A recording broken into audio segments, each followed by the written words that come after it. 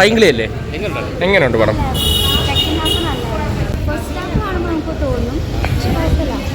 എങ്ങനെയുണ്ടായിരുന്നു എല്ലാവരുടെ അഭിനയമൊക്കെ പടത്തെ കുറിച്ച്? ചിരിക്കാനുള്ളതാണ്. അങ്ങനെ എല്ലാവരുടെ അഭിനയമൊക്കെ എങ്ങനെയുണ്ട്? ഫസ്റ്റ് ഹാഫ് ഭയങ്കര ലാഗായിരുന്നു.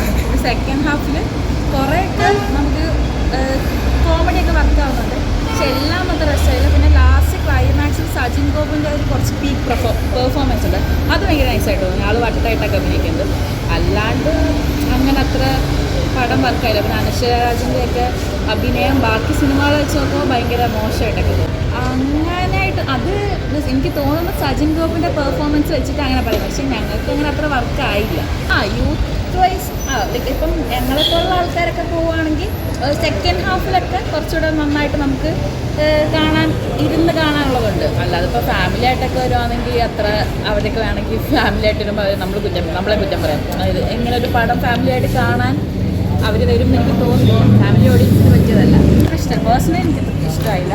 പക്ഷേ സെക്കൻഡ് ഹാഫിലൊക്കെ അത് കുറച്ചൊക്കെ കുഴപ്പമില്ലായിരുന്നു.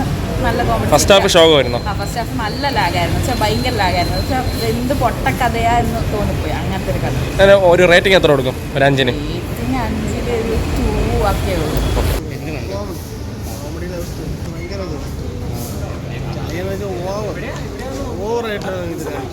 ആ രണ്ട് പടത്തിൽ കാണിച്ച ഒരു ഇതില്ല, ആവേശത്തിലൊക്കെ കാണിച്ച ഒരു ഇതില്ല. കണ്ടിരിക്കാനുള്ളത് 2-3 കോമഡികളൊക്കെ കൊള്ളാം. എന്താണ് ഇഷ്ടപ്പെട്ടതാണ്? അമ്പാൻ്റെ അഭിനയമൊക്കെ എങ്ങനെയുണ്ട്? എങ്ങനെയുണ്ട്? ഭയങ്കര